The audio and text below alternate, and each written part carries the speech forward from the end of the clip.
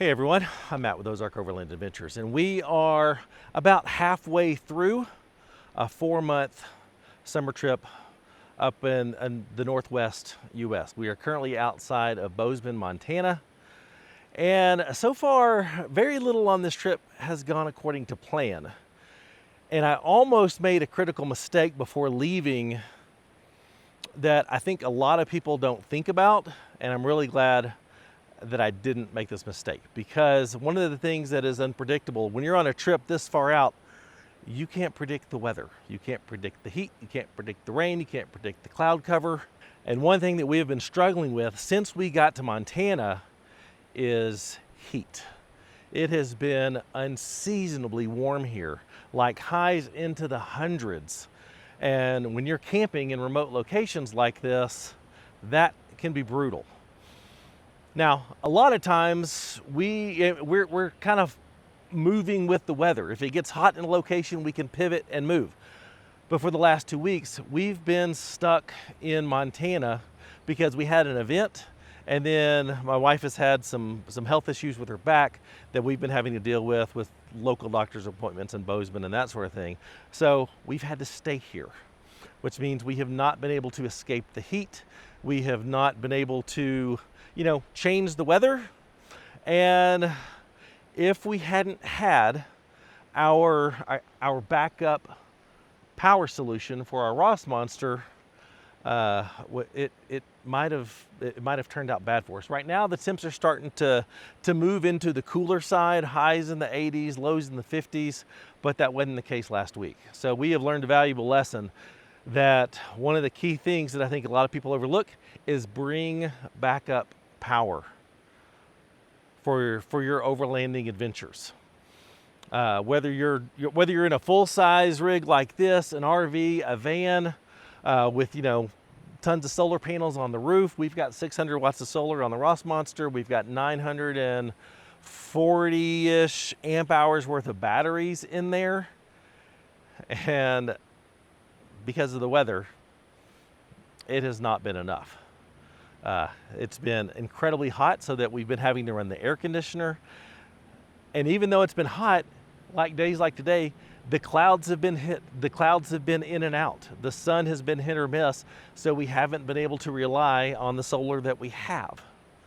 And because of that, we have had to tap into our auxiliary power solutions to keep us running. So let me walk you through what we've got and how that's helped us out. So for backup power, we do carry a small generator. That's right here.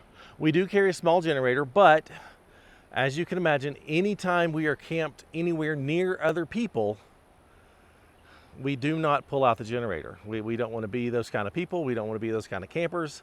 We don't want to be those kind of neighbors to have a generator running in the background. So if we're by ourselves in a remote location, we will pull out the generator to top off the batteries and to charge the batteries, the house batteries, that way. But a lot of this trip, we've been around other people. I very much believe in the military adage, 1 is none and 2 is 1. And for that purpose, we also carry the Bluetti Elite 300. This thing has been a lifesaver to us on this trip. And on this trip, we have added Bluetti's 350 watt portable solar panel, which has also come in really handy. Not necessarily to, completely charge things, especially when we're running high wattage things like an air conditioner, but it greatly extends the amount of time that we can use it. So the Bluetti Elite 300 has been a lifesaver on this trip. With its 314 watt hours worth of battery power in a compact size that rivals most 2,000 watt hour power stations, that gives us roughly 235 amp hours worth of additional power, or about another 25% worth of additional power that we can plug into the truck and extend the amount of time that we are either running the air conditioner or compensating for the sun, like today, not being dependable and going in and out of clouds. It extends the amount of time that we can stay positioned in camp until, maybe the next day the sun comes out, really, cranks out the sun to recharge the batteries, both on the roof and here. It's made a huge difference on this trip. And because this is so small, it didn't take up a lot of space in the back, in the back of our truck. It's got a nice little spot that I, put some little tie down points to, and it just lives right there. It doesn't take up a lot of space. I can stack things on top of it if I need to. It just fits in there really, really well and is unobtrusive, which, when you're talking about bringing additional power with you on your trip, space is a big deal. So having this much power in such a small package really helps. The other thing that this 350 watt combo solar panel with the Elite 300 allows us to do is be flexible. So we flat tow my Gladiator on these trips. My Gladiator does not have solar anywhere mounted to it. So when I'm flat towing it, if I go multiple days without driving it, the batteries in the back do not get recharged.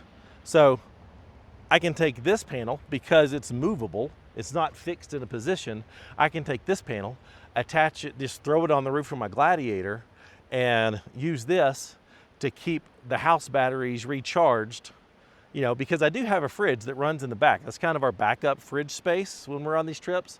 And so that fridge, especially when it's 100 degrees outside, it is draining the house batteries a lot quicker than I would like. With this, I can keep those house batteries topped up when I don't need it for the Ross Monster. That is really handy. I like things that have multi-purpose and not just fixed in place, and this is an incredible solution.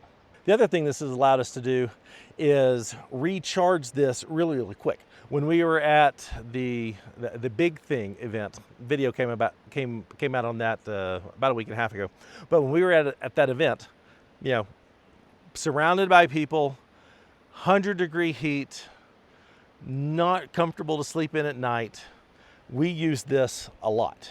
And what I would do to compensate is I would plug this in, just let help it recharge the house batteries during the day, because the solar wasn't keeping up with the demand. And then I would take this, carry it over to their their hub building, plug it into the AC socket there, and within 2.5 hours, this thing would be fully recharged. And then I could take it back and plug it back in again and rinse, repeat. Did that a couple times each day. And it wasn't that big of a deal, because this thing only weighs 56 pounds. So I could, I could lug it across the field to the building where they had an AC outlet. And that was super handy. If we're traveling, I can actually, if we deplete this, from where I've got it located in there, I can run just a extension cord from the back seat area into one of the AC outlets in the back here, and while driving the truck, have this recharging at full 1800 watts, which is incredible. If I brought more solar with me, I could put out 4 of these panels and charge this with solar at up to 1200 watts. The amount of flexibility and the amount of security that having something like this on our trips has given us has been a huge deal. And we will never leave home without the Elite 300 based on everything we've learned on this trip. So today with this setup, I am able to get running the air conditioner inside the Ross Monster. It pulls about 1,000 watts. That would give me about an hour and a half worth of run time, maybe 2 hours worth of run time off the Elite 300. But with the solar panel, that helps me extend that to 3.5, even 4 hours, almost doubling my run time with just having the solar panel out. That's really significant when it's hot and you're just trying to get through the day. So the lessons learned on this trip are nothing's predictable. This is not the trip that we set out to do, being stuck in one location for as long as we have been. The weather has been very unpredictable, unseasonably hot here in Montana. We came to Montana because it's supposed to be nice and cool, not the weather that my kids are getting back home in Arkansas. We came here to escape that, and we haven't. Cloud cover is not predictable. Dependability for solar recharging, not predictable. Where we're going to be able to find camp, not predictable. This is not the most ideal situation because we are surrounded by trees here, and with the flat mounted solar panels, I can't direct them to the sun.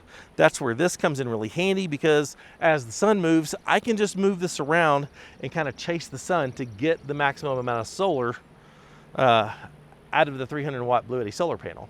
When I get home, I'm going to rig in an external port so that I can actually use this panel to charge the house batteries when needed. I think that will be just really handy to have. Add another 350 watts to the, I mean, more than over 50% more solar power by including this with the 600 watts I've got. I think that'll be really handy. One thing that we haven't experienced on this trip, but I have on previous trips, components fail.